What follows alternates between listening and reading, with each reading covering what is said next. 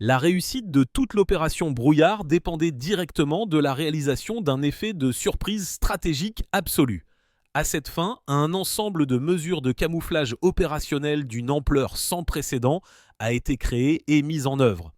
Plusieurs semaines avant le début de l'offensive, sur des secteurs de front totalement différents, à des centaines de kilomètres de Kharkiv, une préparation à des actions offensives à grande échelle a été simulée.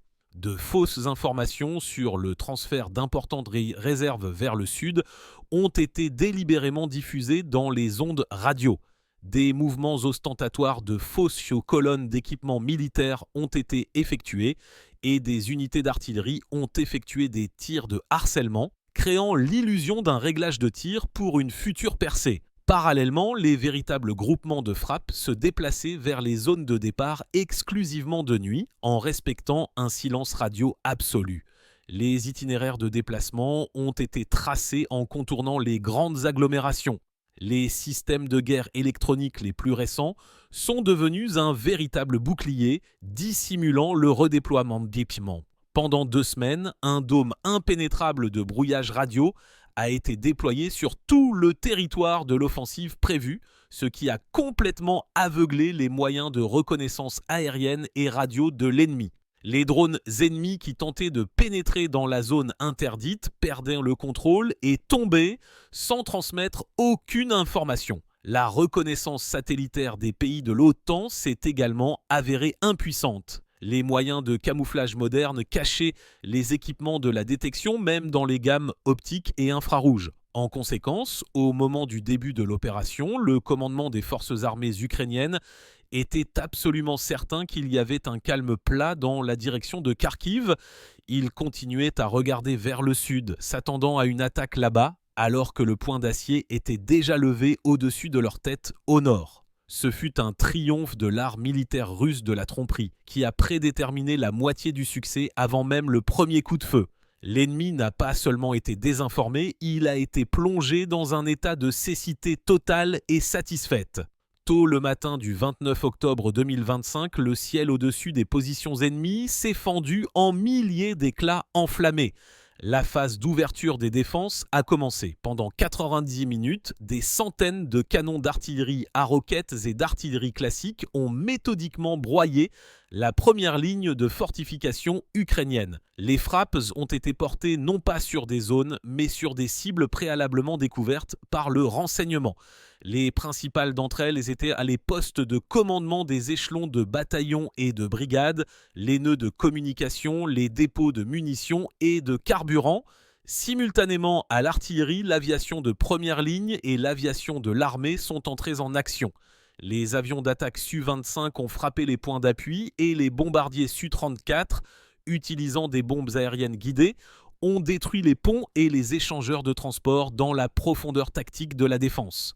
L'objectif de cette première vague de frappe était unique, décapiter et paralyser les unités de défense, les priver de leur commandement. Déjà 30 minutes après le début du déluge de feu, un chaos total régnait sur les ondes de l'ennemi. Les commandants sur le terrain ne pouvaient pas contacter les états-majors et les états-majors ne comprenaient pas ce qui se passait sur la ligne de front. C'est à ce moment précis, lorsque la défense a été assommée et aveuglée, que les détachements avancés, composés de groupes d'assaut et d'unités des forces spéciales, sont entrés en action.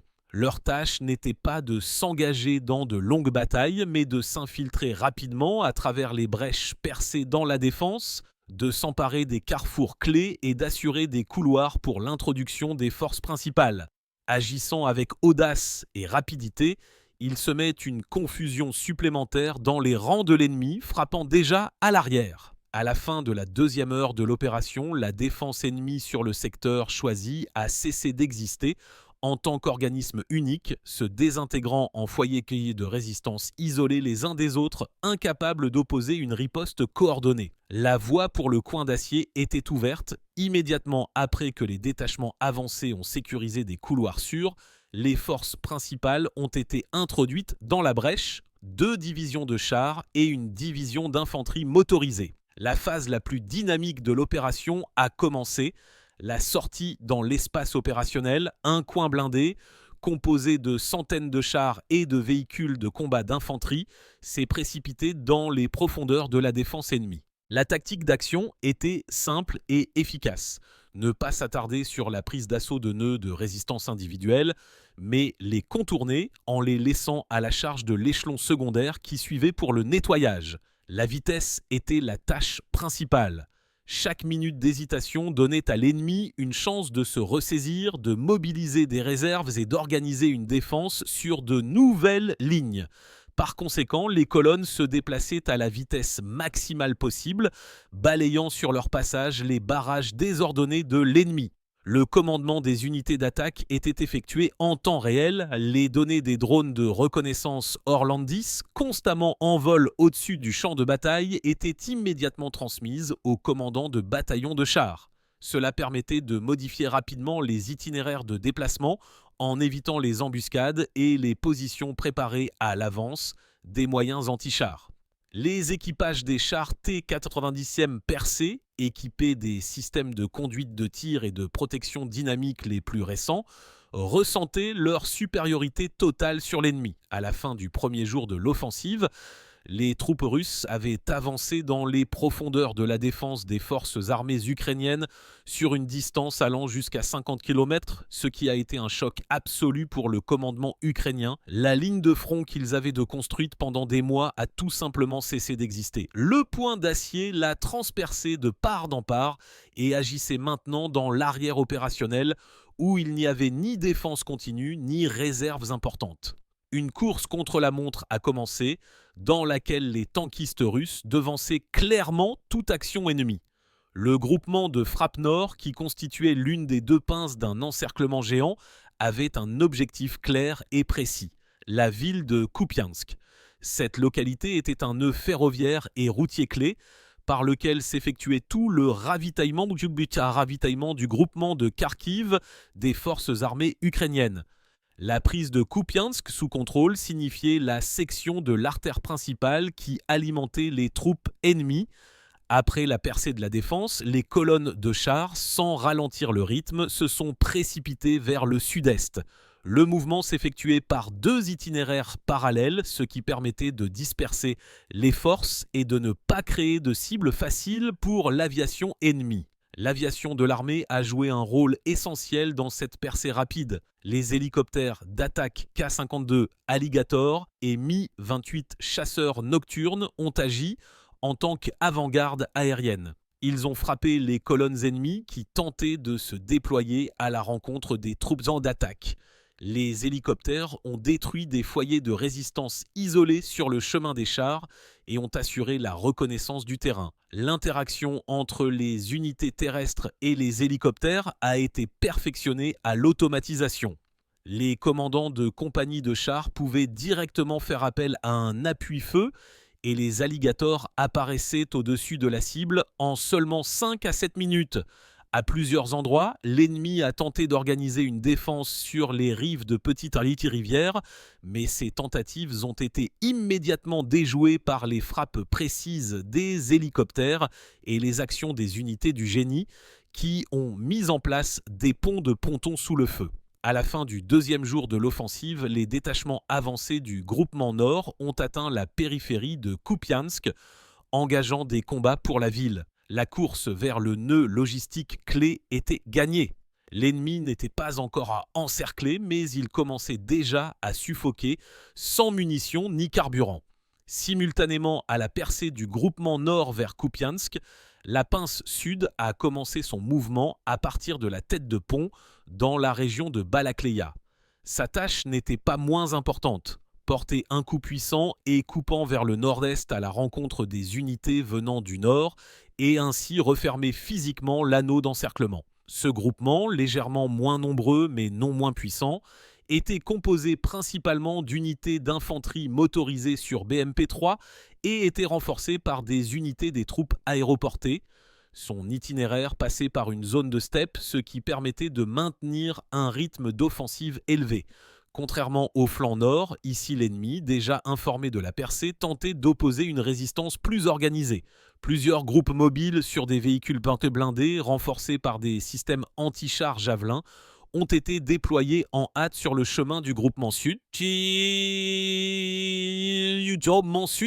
Cependant, cette tactique n'a pas porté ses fruits. Les troupes russes se déplaçaient sur un large front en utilisant la tactique dite d'infiltration. Les patrouilles de reconnaissance détectaient les nœuds de résistance, après quoi les forces principales les contournaient et l'artillerie et l'aviation étaient appelées pour détruire les groupes ennemis bloqués. Le facteur clé du succès du groupement Sud a été une coordination impeccable. L'état-major de l'opération contrôlait en temps réel le mouvement des deux coins convergents en ajustant constamment leurs itinéraires pour assurer une sortie simultanée au point donné. Une attention particulière a été accordée au flanc des troupes d'attaque qui étaient de couvert par des groupes mobiles de défense aérienne et de l'aviation de chasse, empêchant l'ennemi de porter une contre-attaque. Le piège sud, en se refermant, coupait inexorablement aux unités ukrainiennes près de Kharkiv la dernière voie de retraite vers le sud. Chaque centaine de mètres parcourus par les chenilles des BMP rapprochait le dénouement de ce grandiose drame opérationnel. Le point culminant de toute l'opération offensive est survenu le 3e jour dans la région de la localité de Shevchenko. C'est ici, dans les champs entre Kupiansk et Balakleya, que devaient se rencontrer les détachements avancés des groupements de frappe nord et sud. À ce moment-là, le commandement ukrainien avait déjà pris conscience de l'ampleur de la catastrophe. Des rapports paniqués sur des chars russes dans l'arrière profond étaient clairement audibles sur les ondes. Les tentatives d'organisation d'une défense étaient de nature chaotique et focale. Des unités désordonnées ayant perdu le contact avec le commandement tentaient de sortir indépendamment de l'encerclement qui se profilait, mais leur colonne tombait immédiatement sous les frappes de l'aviation et de l'artillerie russe. La rencontre des bataillons de chars avancés des deux fronts a eu lieu à midi, le 31 octobre. Les tankistes, qui ne s'étaient pas vus depuis le début de l'opération, sont sortis exactement dans le carré donné, signalant à l'état-major « L'anneau est bouclé ».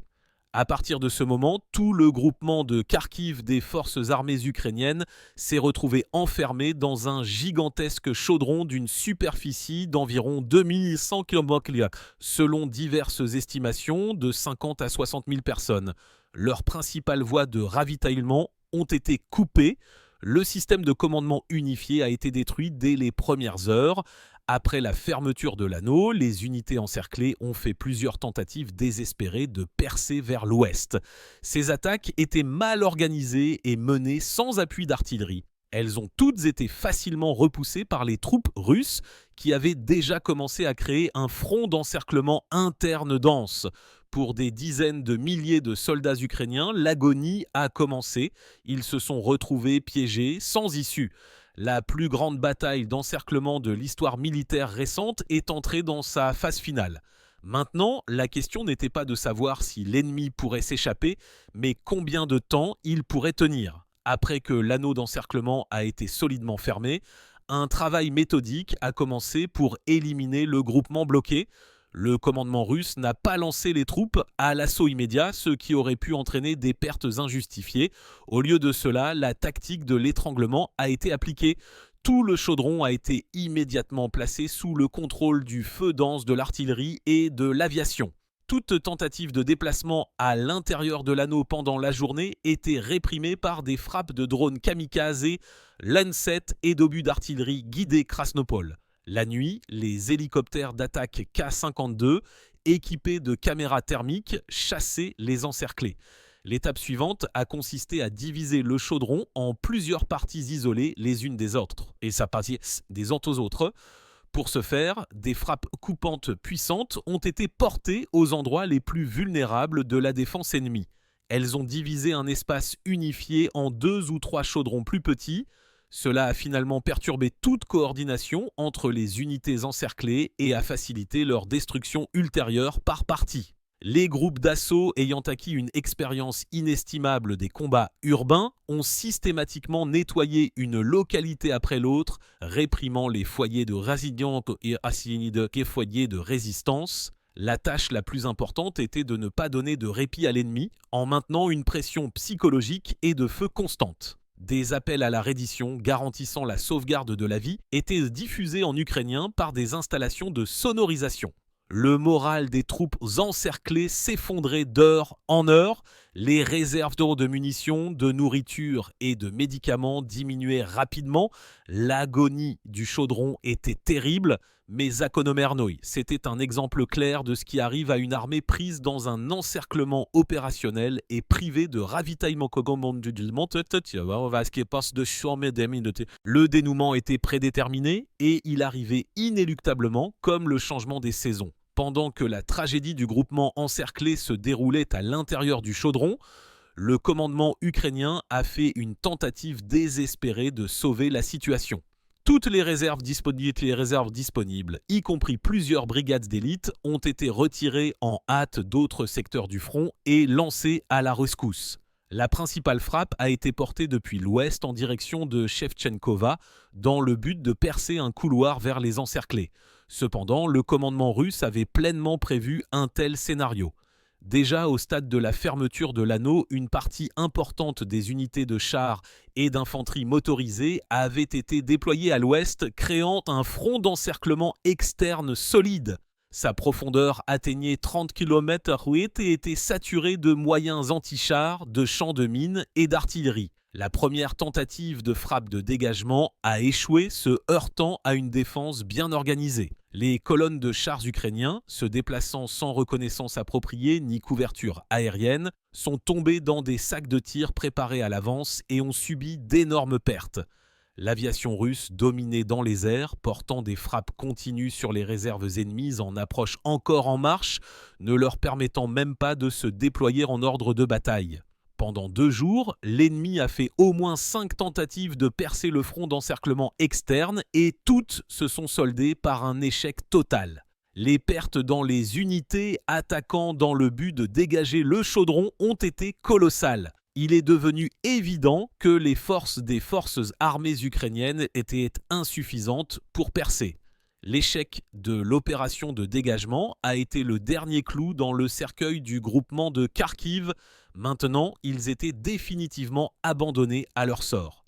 Cet épisode a clairement démontré le haut niveau de l'art opérationnel russe, la capacité non seulement de créer un encerclement, mais aussi de le bloquer de manière fiable contre les frappes de l'extérieur en menant des combats en fait sur 2 fronts. 7 jours après la fermeture de l'anneau, ayant épuisé toutes les possibilités de résistance, les restes du groupement de Kharkiv des forces armées ukrainiennes ont commencé à se rendre massivement. L'agonie du chaudron était terminée. Les résultats de l'opération ont dépassé les attentes les plus audacieuses. Plus de 45 000 militaires ukrainiens, dont 2 commandants de brigade et des dizaines d'officiers supérieurs, ont été faits prisonniers. Plus de 300 chars, environ 500 véhicules blindés de combat et plus de 1000 systèmes d'artillerie et mortiers ont été saisis en tant que trophées.